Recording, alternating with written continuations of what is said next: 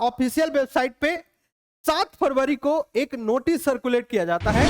आपका registration start हो चुका है और अब आप रजिस्ट्रेशन कर रहे हो। फिलअप कैसे करना है, क्या लास्ट डेट है, वो मैं आपको बताऊंगा। जो बच्चे फॉर्म फिलअप करने की कोशिश कर रहे हैं उनसे फॉर्म फिलअप नहीं हो रहा है। Service unavailable. तो यहाँ पे पूरे तरीके से इसका जो सर्वर है वो क्रैश हो चुका है। इसको कैसे रिजॉल्व कर सकते हैं, क्या कोई नया तरीका है या फिर हमें वेट करना चाहिए। हेलो नीट 25 एस्पायरेंट्स, आपका रजिस्ट्रेशन स्टार्ट हो चुका है और अब आप रजिस्ट्रेशन कर रहे होंगे, लेकिन ये क्या कुछ नया आपको देखने को मिल रहा है रजिस्ट्रेशन फॉर्म के दौरान, तो मैं आपको बताता हूं। ये नीट का ऑफिशियल वेबसाइट है और ऑफिशियल वेबसाइट पे 7 फरवरी को एक नोटिस सर्कुलेट किया जाता है और उसमें आप जब क्लिक करेंगे तो आपके सामने कुछ इस तरीके से नोटिस आता है कि आपका ऑनलाइन एप्लीकेशन फॉर्म फिलअप करने का जो है समय आ चुका है।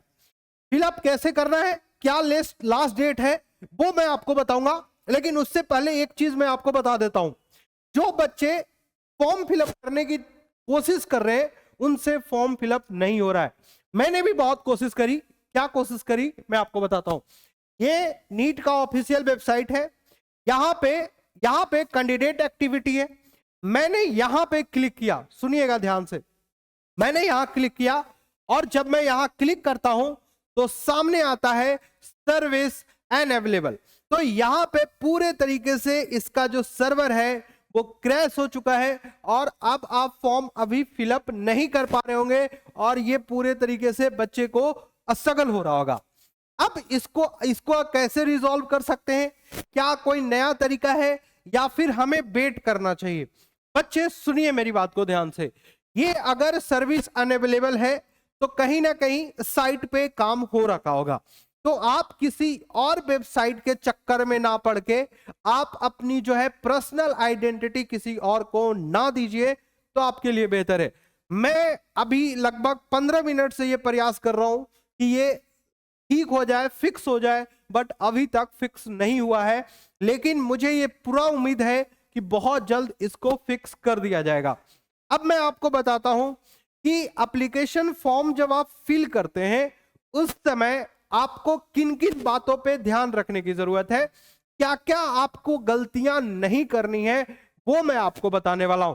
उससे पहले जो नोटिस आपके सामने है वो एक बार मैं डिस्कस कर देता हूं कि यहाँ पे आपके लास्ट डेट क्या रहने वाले हैं एप्लीकेशन फॉर्म का। तो 7 मार्च इसका लास्ट डेट है। पेमेंट क्या करनी है, जनरल वालों का 1700, जनरल ईडब्ल्यूएस एनसीएल का, ओबीसी एनसीएल का 1600, एससी एसटी पीडब्ल्यू का 1000। आउटसाइड अगर आप इंडिया से बाहर है, फॉरेन है, तो 9500 आपको फीस पेमेंट करनी है। सिटी इंटीमेशन आपका 26 अप्रैल को आएगा। आपका एडमिट कार्ड आप 1 मई को डाउनलोड कर सकते हैं। एग्जाम का डेट आपका 4 मई रहने वाला है। ड्यूरेशन ऑफ एग्जाम आपका 180 मिनट्स होगा। सेंटर ऑफ टाइमिंग आपका 2 PM टू 5 PM होगा।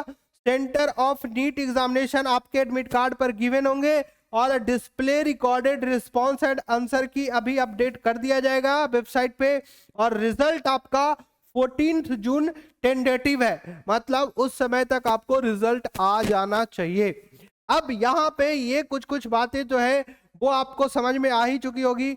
अब उसके अलावा आपको कुछ और भी चीजों पे ध्यान रखना है, और क्या ध्यान रखना है तो सुन लीजिएगा कि आप ये जो एप्लीकेशन फॉर्म फिलअप करेंगे वो ऑनलाइन मोड में करेंगे और वेबसाइट आपका ये रहने वाला है। सबमिशन ऑनलाइन फॉर्म में be done accessing the NTA website, thus the application form in any after mode will not accepted। तो अगर आप किसी भी मोड से करते हैं तो वो आप एक्सेप्टेड नहीं होगा। Candidate has upload recent passport photograph, address proof, a scanned signature etc। for detailed information please read the information bulletin carefully। अब ये बोल रहा है कि इंफॉर्मेशन बुलेटिन को केयरफुली आपको पढ़ना है। अब आप इंफॉर्मेशन बुलेटिन कहां पे पढ़ेंगे, तो यहां पे आपके पास ऑप्शन है इंफॉर्मेशन बुलेटिन पढ़ने का। इसको आप जब क्लिक करोगे बच्चा तो यहां पे क्या आएगा, ये इंफॉर्मेशन बुलेटिन है, इस पे आप क्लिक करके पूरे तरीके से इसको डाउनलोड कर लीजिए और केयरफुल्ली इसको रीड कीजिए। आपको पूरा दिया हुआ है कि क्या क्या आपका रहने वाला है, कैसे कैसे आपको फॉलो करने हैं, क्या क्या स्टेप फॉलो करने हैं, हर वो चीजें यहाँ पे मेंशन है।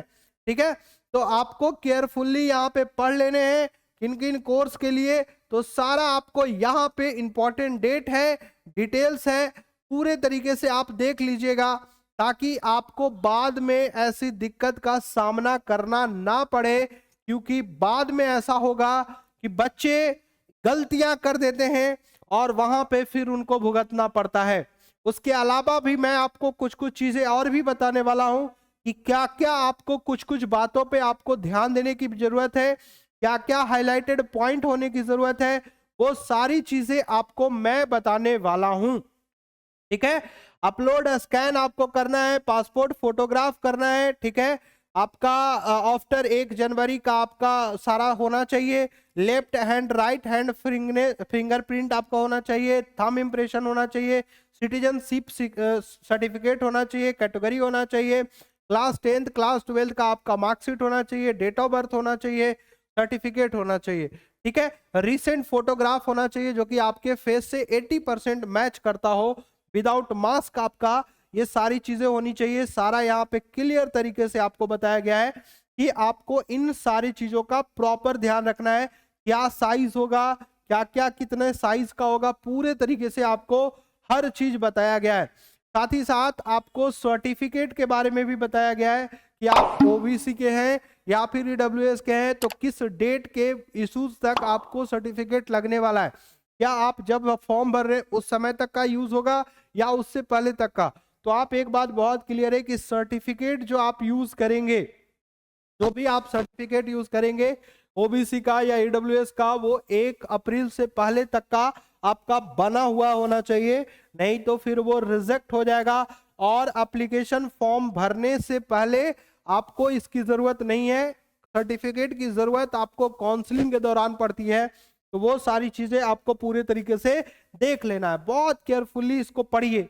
जल्दबाजी बिल्कुल भी मत कीजिए फॉर्म फिलअप करने में कि भाई अभी फॉर्म आया तो फटाक फटाक फटाक फटाक एकदम भरना है। आपके पास पूरी 1 महीने का समय है, 1 मंथ में आप बहुत अच्छे से एप्लीकेशन फॉर्म को फिलअप कर सकते हैं। ठीक है, तो बिल्कुल जल्दबाजी नहीं करना है, पूरे केयरफुल तरीके से इसको पढ़िए। और इसको पढ़ना इसलिए जरूरी है ताकि बाद में आपको कुछ कुछ गलतियां ना हो एप्लीकेशन फॉर्म के दौरान। मैंने कुछ इंपॉर्टेंट पॉइंट्स बनाए हैं जो कि आपको बहुत केयरफुली ध्यान देना है, क्योंकि ये जो पॉइंट्स है ये पॉइंट्स आपको बहुत इंपॉर्टेंट है आपके लिए। पहला तो आपका नेम बिल्कुल करेक्ट होना चाहिए और वो नेम आपके क्लास 10th से मैच होना चाहिए या फिर आपके आधार कार्ड से मैच होने चाहिए। मदर नेम आपके बिल्कुल एकदम सही होने चाहिए, फादर नेम भी सही होने चाहिए। मोबाइल नंबर आपको सही डालना है, वही मोबाइल नंबर डालिए जो आप रेगुलर बेसिस पे यूज करते हैं, क्योंकि एनटीए को जब आपसे कम्युनिकेट करना होगा तो आपसे मैसेज के थ्रू वो कम्युनिकेट करता है। ईमेल आईडी भी बिल्कुल सही करिएगा, क्योंकि वही आप यूज करिए जो आप यूज करते हैं। मैंने बहुत सारे ऐसे बच्चे को देखा है, वो जब कैफे से अपना एप्लीकेशन फॉर्म फिलअप करते हैं ना, तो कैफे वाला कुछ भी ईमेल आईडी उस समय बना के डाल देता है। तो ऐसी गलतियां नहीं करना है, आपको यूज करना है। जब भी एनटीए को कम्युनिकेट करना होता है तो वो आपके मोबाइल नंबर या ईमेल आईडी से वो कांटेक्ट करता है, तो इसीलिए ईमेल आईडी और मोबाइल नंबर बहुत जरूरी है।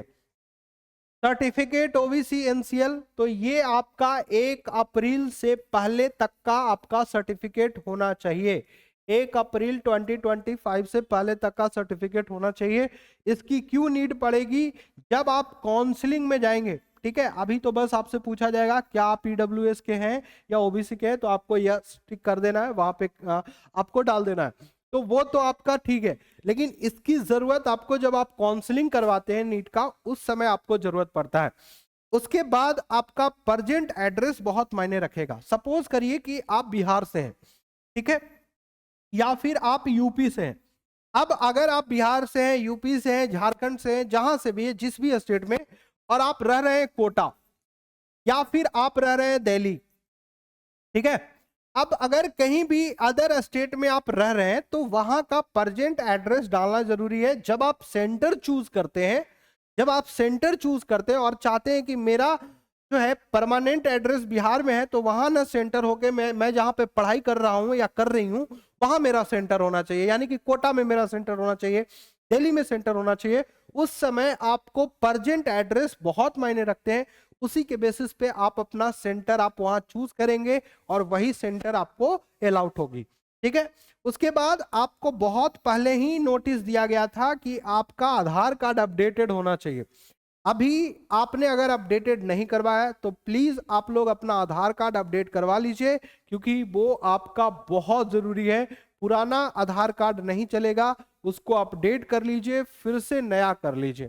ठीक है, सेंटर चूज, मैंने वही बात बताया कि अगर आप अपना सेंटर दिल्ली में आप रह रहे हैं तो दिल्ली का सेंटर चूज करते हैं, अगर आप कोटा में रह रहे हैं तो कोटा में अगर सेंटर चूज करते हैं तो आपका प्रेजेंट एड्रेस आपका जो आप दिल्ली में रह रहे हैं वही डालिएगा, ये बहुत मायने रहेगा। ऐसा नहीं कि परमानेंट एड्रेस और प्रेजेंट एड्रेस सेम करने के बाद आप सेंटर कोटा और दिल्ली नहीं रख सकते हैं, ये बात आप ध्यान रखिएगा। ठीक है, तो ये कुछ इंपॉर्टेंट और मूल पॉइंट थे जो आपको बहुत ज्यादा ध्यान देने की जरूरत थी। अब बात एक और चीज की आती है कि क्या सर सर्वर अभी भी ठीक हुआ है या नहीं हुआ है, तो मैं अगेन एक बार मैं फिर से चेक कर रहा हूं कि सर्वर आपका ठीक हुआ है कि नहीं हुआ है। तो अगेन अभी तक आपका सर्वर ठीक नहीं हुआ है, इसको वेट कीजिए, बहुत जल्द आपको ये रिजॉल्व होते हुए दिखेगा। बट परेशान नहीं होना है, अभी समय है जो कि आप बहुत अच्छे से अपना फॉर्म फिलअप कर सकते हैं, तो परेशानी की कोई बात नहीं है। थोड़ा सब्र रखिए, सब्र का फल मीठा होता है। उसके बाद मैं आपको जैसे ही इसका सर्वर ठीक हो जाता है फिर मैं आपको पूरे तरीके से फॉर्म फिलअप करके बताऊंगा कि कैसे आपको सही तरीके से फॉर्म फिलअप करना है, अच्छे तरीके से फॉर्म फिलअप करना है। ठीक है बच्चों, मेरा नाम मृणाल कश्यप है, मैं फाउंडर और डायरेक्टर हूं एमसीएम इंस्टीट्यूट पटना का। और बच्चों मैं हमेशा यही कोशिश करता हूं कि एक सही जानकारी आप तक मैं पहुंचाऊं। इसके लिए मैं चाहता हूं कि आप सभी लोग इस चैनल को सब्सक्राइब रखिए। हर वो स्ट्रैटेजी, हर वो चीजें मैं आपके साथ शेयर करूंगा, इवन कि आपकी काउंसलिंग से रिलेटेड भी मैं वीडियो बनाता हूं, तो आपके लिए हमेशा ये वीडियो बनाते लाऊंगा ताकि आपको कोई भी परेशानी ना हो। तो चैनल सब्सक्राइब रखिएगा, नोटिफिकेशन ऑन कर लीजिए ताकि हमारी जो भी वीडियो हो वो सबसे पहले आप तक पहुंचे बच्चों। ठीक है, चलिए मिलते हैं नेक्स्ट वीडियो में, तब तक के लिए खुद का ख्याल रखिएगा। जय हिंद, जय भारत। और हाँ बच्चों, जाने से पहले एक चीज मैं थोड़ा सा इंफॉर्मेशन आपको देना चाहता हूं टेस्ट सीरीज को लेकर के। आपको टेस्ट सीरीज ज्वाइन करनी चाहिए, पूरे अभी समय है, और पूरे ऑल इंडिया टेस्ट सीरीज में सबसे ज्यादा अभी जो टेस्ट सीरीज आपका जो ज्वाइन करने वाले बच्चे हैं वो सबसे ज्यादा neetprep.com का टेस्ट सीरीज लोगों ने ज्वाइन किया है, क्लासरूम टेस्ट सीरीज को ज्वाइन किया है। तो ये बहुत जरूरी है कि आपको neetprep.com का जो है टेस्ट सीरीज आपको ज्वाइन करना है। साथ ही साथ यहाँ पे एक चीज और ध्यान देना है, T11 टेस्ट सीरीज आपको ज्वाइन करना है, अभी लेटेस्ट बहुत सही है, प्राइस वगैरह के लिए आप बात कर सकते हैं। बाकी आप हमसे भी बात कर सकते हैं, अगर आप पटना से बिलोंग करते हैं तो आप हमारे सेंटर को आप विजिट कर सकते हैं। बाकी हमारे कॉन्टेक्ट नंबर आप ये हैं, आप यहां से भी हमसे बात जरूर कर सकते हैं बच्चों। ठीक है, बाकी की जानकारी के लिए नेक्स्ट वीडियो में मिलेंगे। खुद का ख्याल रखिएगा। जय हिंद, जय भारत।